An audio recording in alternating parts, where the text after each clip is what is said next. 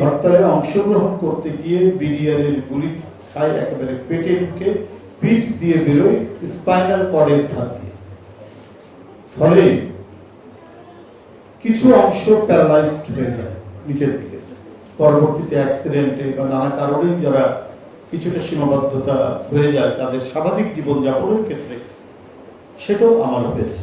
সেক্ষেত্রে আমি আপনাদেরই লোক, আপনাদেরই সদস্য, স্বাভাবিক মানুষ যারা স্বাভাবিক চলাচল করেন, স্বাভাবিক বুদ্ধিমত্তার মানুষ সেটা করতে পারে না।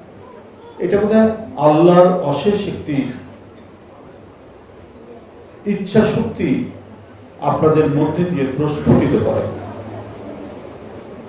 কিছু কিছু ক্ষেত্রে এমন প্রতিভার জন্ম হয় এই প্রতিবন্ধীদের মাঝখান থেকে, যেটা অবাক করে দেয় সবাইকে।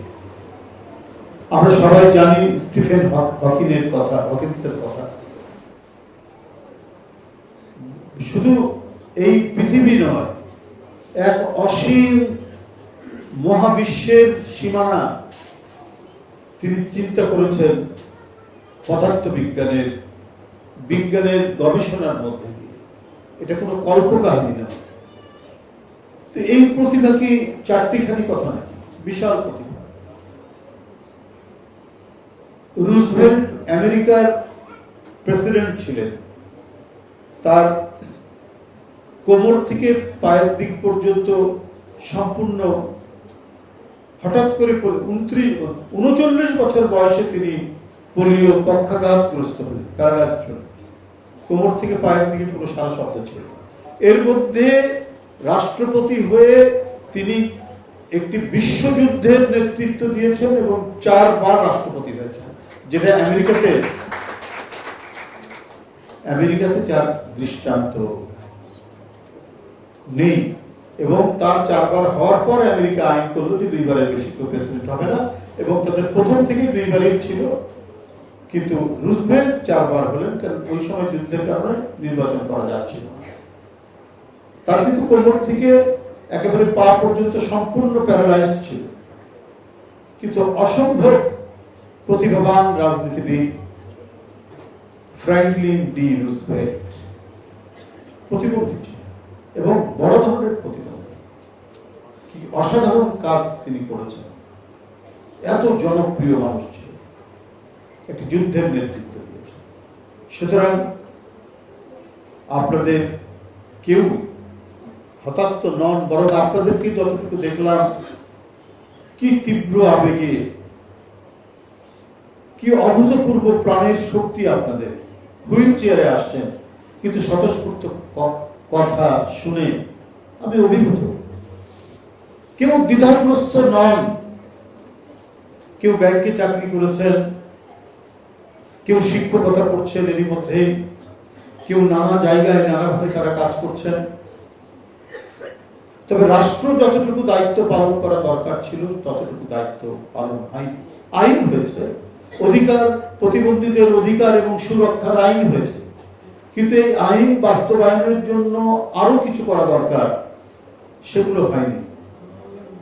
ডিজিটাল ব্যাংকিং এর কথা বলা হয়েছে, কিন্তু প্রতিবন্ধীদের জন্য ডিজিটাল সহায়ক যে কর্মকাণ্ড, সেটা কিন্তু করেননি কেউ। এটিএম বুথ থেকে টাকা একজন দৃষ্টি প্রতিবন্ধী মানুষ কিভাবে নেবেন, সেই প্রযুক্তি সহায়ক ব্যবস্থা কেন এখন উদ্ভাবন হয় না? কিন্তু উন্নত দেশগুলোতে কিন্তু এটা করেছে। আমি আমার বোনের সাথে কথা হচ্ছিল, হুইল চেয়ারে বসা ছিলেন, যে আমরা কবে দেখতে পাবো যে ট্রেনে ওঠার সময় প্রতিবন্ধীদের জন্য আলাদা দরজা থাকবে, বাথরুমে যাওয়ার সময় প্রতিবন্ধীদের জন্য আলাদা ব্যবস্থা থাকবে, ডিপার্টমেন্টাল স্টোরে যাওয়ার সময় তাদের লিফট আলাদা থাকবে। এটা কেন হবে না? আমেরিকার প্রত্যন্ত অঞ্চলে আমি গেছি, সেখানে দেখেছি প্রতিবন্ধীদের স্কুল সবচাইতে মর্যাদাপূর্ণ স্কুল। তো ডিজিটাল প্রযুক্তির আমরা উন্নতির কথা বলছি, কিন্তু প্রতিবন্ধীদের জন্য যদি সেটি সহায়ক না হয়, ব্যাংকিং সিস্টেম, এটিএম বুথ সহ নানাবিধ কর্মকাণ্ডে যদি প্রতিবন্ধী ভাই বোনদের সেখানে অংশগ্রহণ না থাকে, তার অধিকার যদি সুপ্রতিষ্ঠিত না হয়, তাহলে রাষ্ট্র যথাযথ দায়িত্ব পালন করা হলো না। জন্মগত নয়, আমি এখানে যে ডেফিনিশন শুনলাম, পরবর্তীতে অ্যাক্সিডেন্টে বা নানা কারণে যারা কিছুটা সীমাবদ্ধতা হয়ে যায় তাদের স্বাভাবিক জীবনযাপনের ক্ষেত্রে, সেটাও আমার হয়েছে। সেক্ষেত্রে আমি আপনাদেরই লোক, আপনাদেরই সদস্য। আমি 1984 সালের 22শে ডিসেম্বর আন্দোলন, গণতান্ত্রিক আন্দোলনে যোগ দিই একজন ক্ষুদ্র ছাত্র নেতা হিসেবে। যোগ দিতে গিয়ে 48 ঘন্টার হরতাল ছিল। এবং আমি আপনাদের আরেকটু জানিয়ে রাখি, আমাদের এই চন্দন ভাই আজকে আমার কাছে মানে খুব বেদনাদায়ক যে তিনি চোখটা হারালেন কিভাবে, কেন এটা হলো। এত প্রাণোচ্ছল মানুষ। উনি একটা ব্লু রঙের একটা সোয়েটার পরতেন, আমার খুব ভালো লাগতো, খুবই ভালো লাগতো। তো আমি ওনার কাছে চেয়ে মাঝে মাঝে সোয়েটারটা পরতাম। রাজশাহীতে খুব শীত, প্রচন্ড শীত।